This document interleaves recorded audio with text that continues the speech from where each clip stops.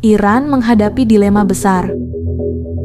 Keputusan untuk membalas serangan Israel harus dipertimbangkan dengan cermat, terutama mengingat risiko yang terkait dengan eskalasi konflik. Pembunuhan Haniyeh tidak hanya mengganggu stabilitas regional, tetapi juga memperumit situasi politik domestik Iran.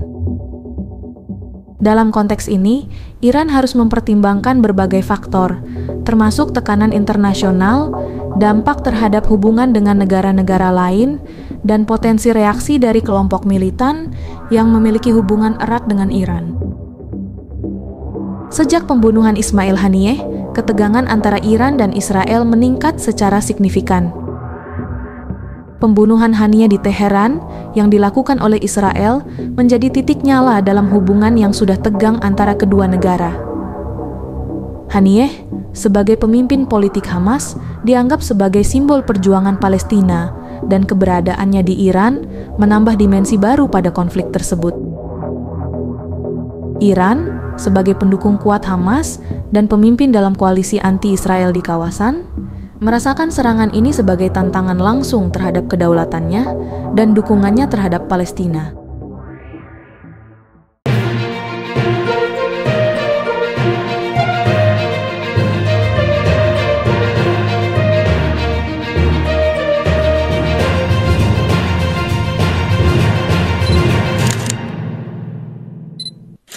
Iran nampaknya berada dalam kebingungan yang mendalam saat ini, terjebak dalam dilema antara respons militer yang berisiko dan upaya diplomasi yang mungkin tidak membuahkan hasil yang diinginkan. Setelah pembunuhan Ismail Haniyeh, pemimpin politik Hamas, di Teheran sebuah insiden yang secara langsung menantang kedaulatan nasional dan reputasi Iran. Tekanan internasional terhadap Teheran untuk tetap tenang dan menghindari eskalasi lebih lanjut semakin kuat.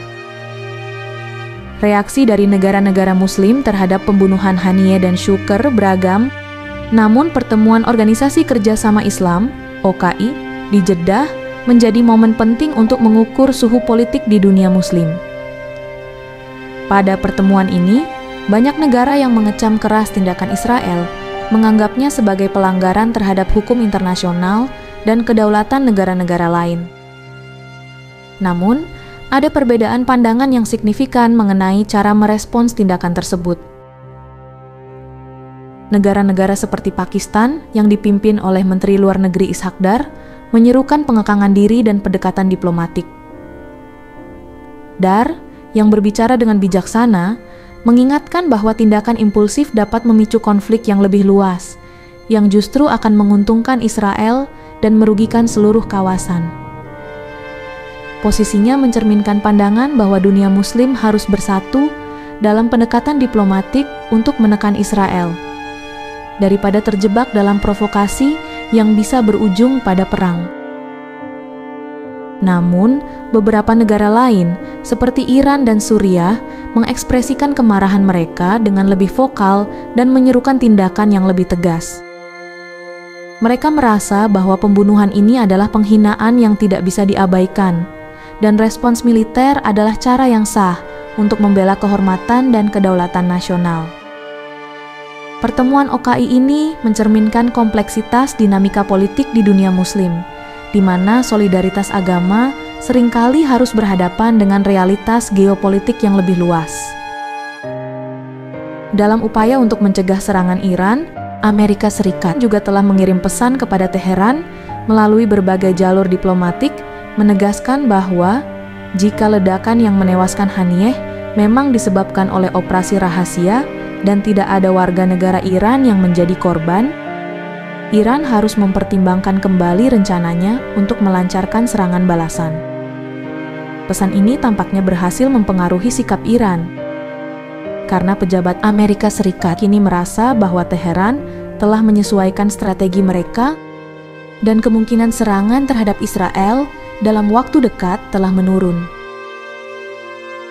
Selain itu, Amerika Serikat bersama dengan Inggris dan Prancis telah berusaha untuk mendorong dialog diplomatik.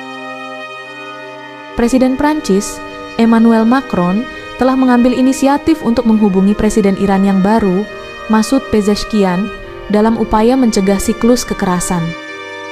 Macron menekankan pentingnya deeskalasi dan menyerukan agar kedua belah pihak mencari solusi damai.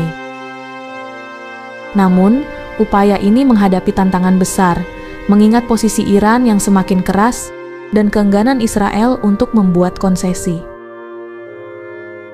Di sisi lain, tekanan dari negara-negara Eropa seperti Inggris dan Prancis untuk mendorong Iran agar menahan diri menunjukkan betapa pentingnya stabilitas di Timur Tengah bagi kepentingan global.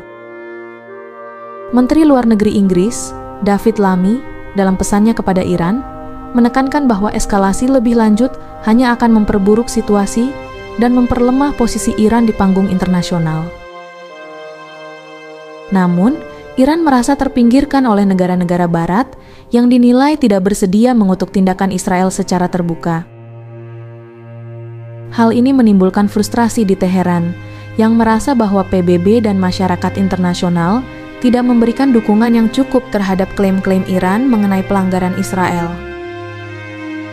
Disinilah letak dilema Iran. Apakah mereka harus mengambil tindakan militer sebagai respons terhadap apa yang mereka anggap sebagai serangan terang-terangan? Ataukah mereka harus memilih jalur diplomatik yang mungkin tidak akan memberikan hasil yang nyata? Dalam situasi ini, Teheran harus menyeimbangkan antara kebutuhan untuk mempertahankan reputasinya di dunia Muslim dan tekanan internasional untuk menahan diri. Dalam menghadapi dilema yang kompleks ini, Iran harus mempertimbangkan semua faktor dengan cermat. Setiap keputusan yang diambil akan memiliki dampak yang luas, tidak hanya bagi Teheran, tetapi juga bagi stabilitas kawasan Timur Tengah secara keseluruhan. Jika Iran memilih untuk merespons secara militer, mereka harus siap menghadapi kemungkinan eskalasi yang lebih besar, yang dapat melibatkan negara-negara lain di kawasan dan bahkan dunia. Namun, jika Iran memilih jalur diplomatik, mereka perlu memastikan bahwa pendekatan ini benar-benar dapat melindungi kepentingan nasional mereka tanpa mengorbankan posisi mereka di dunia Muslim. Menurut 3 pejabat senior Iran, satu-satunya hal yang bisa menahan Iran dari membalas serangan Israel adalah tercapainya kesepakatan gencatan senjata di Gaza. Jika perundingan gencatan senjata ini gagal, Iran dan Hezbollah mungkin akan melancarkan serangan langsung. Dengan waktu yang semakin mendesak, pertemuan ini akan menjadi penentu apakah konflik akan meluas atau situasi bisa dikendalikan.